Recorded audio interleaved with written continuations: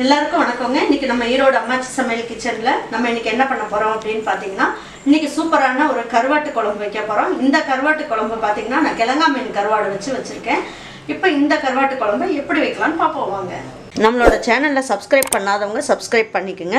சமையல் குறிப்புகள்லாம் உடனே உங்களுக்கு வேணும்னு நினைச்சீங்கன்னா பக்கத்துல இருக்க பெல் பட்டனை அழுத்தி வச்சுக்கோங்க. அப்படியே ஃபேஸ்புக், இன்ஸ்டாகிராம், ஷேர் சேட்டை ஃபாலோ பண்ண மறந்துடாதீங்க. இதுக்கு பார்த்தீங்கன்னா ஒரு அரை ஸ்பூன் அளவுக்கு மிளகு போட்டுக்குங்க. ஒரு அரை ஸ்பூன் அளவுக்கு ஜீரகமும் போட்டுக்கலாம். ஒரு அரை ஸ்பூன் அளவுக்கு சோம்பும் போட்டுக்குங்க. ஒரு கைப்பிடி அளவுக்கு சின்ன வெங்காயம் எடுத்துக்கோங்க. ஒரு 8 பூண்டு அளவுக்கு போட்டுக்குங்க. போட்டுட்டு இதை என்ன பண்ணணும், நீங்கள் பல்ஸில் போட்டு எடுத்துக்கங்க.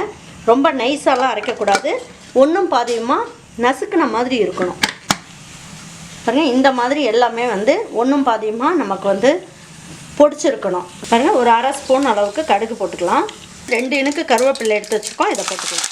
இந்த மாதிரி பொடிச்சு வச்சுருக்கோம் இல்லைங்களா, அதை ஊற்றிக்கலாம்.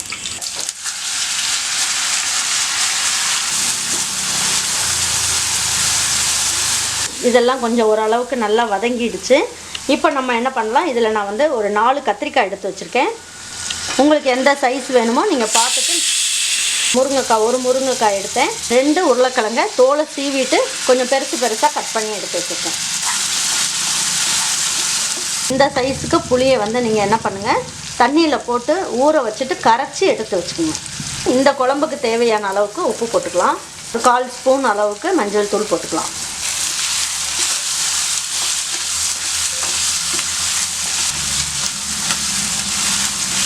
இதில் ஒரு அரை ஸ்பூன் அளவுக்கு ரெட் சில்லி பவுடர் போடலாம்.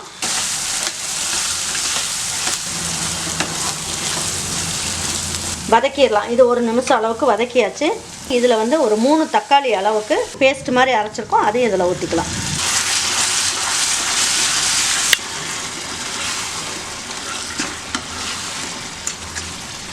இப்போ இது நம்ம வீட்டில் அரைச்சி வச்ச குழம்பு மிளகாய்த்தூள். உங்களுக்கு இந்த தூள் இல்லை அப்படின்னா நீங்கள் ரெட் சில்லி பவுடரே 1 ஸ்பூன் போட்டு, மல்லித்தூள் 1/2 ஸ்பூன் போட்டுக்கோங்க. இதில் 2 ஸ்பூன் அளவுக்கு நான் குழம்பு மிளகாய் தூளும் போடுறேன்.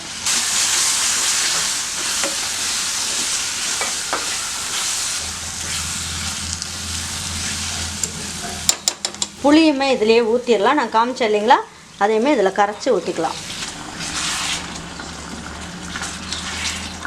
பாருங்க, இப்போ நமக்கு தேவையான அளவுக்கு தண்ணியும் ஊற்றிக்கலாம். அதில் இதெல்லாம் ஒன்றா சேர்ந்து நல்லா வேகணும்.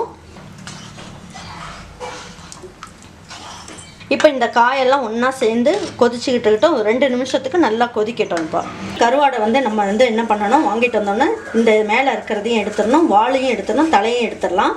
அதுக்கப்புறம் நல்லா தண்ணியை ஊற்றி நல்லா கொஞ்சம் நேரம் சுடுதண்ணியில் 1 நிமிஷம் போட்டு நீங்கள் வச்சுட்டிங்கன்னா நல்லா ஊறிடும். அதுக்கப்புறம் எடுத்து நம்ம என்ன பண்ணலாம், நல்லா கழுவிக்கலாம். பாருங்கள், நல்லா பளிச்சுன்னு ஆயிடுச்சு பாருங்கள் கருவாடு. ஒரு 5-6 வாட்டி நல்லா கழுவிடணும். ஒரு 10 நிமிஷம் நீங்கள் தண்ணியிலேயே போட்டு ஊற வச்சிட்டிங்கன்னா உங்களுக்கு கருவாடு பாருங்கள் நல்லா சாஃப்ட் ஆகிடுச்சு. பாருங்கள், நல்லா சாஃப்ட் ஆயிரும். இதில் இருக்க மண்ணும் போயிடும். இப்போ நம்ம இதை எடுத்து வச்சுட்டு குழம்பு வச்சுக்கலாம். இப்போ பாருங்கள், குழம்பு நல்லா கொதிச்சுக்கிட்டு இருக்கு. பாருங்கள், காயெல்லாமும் நல்லா வெந்துருச்சு, குழம்பும் நல்லா கொதிச்சிருச்சு. நம்ம எடுத்து வச்சுருக்க கருவாடுங்களை எடுத்து போட்டுக்கலாம்.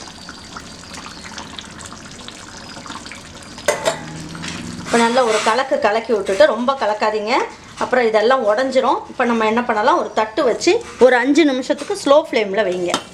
பாருங்கள், இப்போ குழம்பு எடுத்து பார்க்கலாம். சூப்பரான அருமையான கருவாட்டு குழம்பு ரொம்ப நல்லா வந்திருக்கு பாருங்கள். ஒன்றுமே கரையாமல் ரொம்ப நல்லா இருக்கு பாருங்கள். இப்போ இதை எடுத்து வச்சு பரிமாறிடலாம்.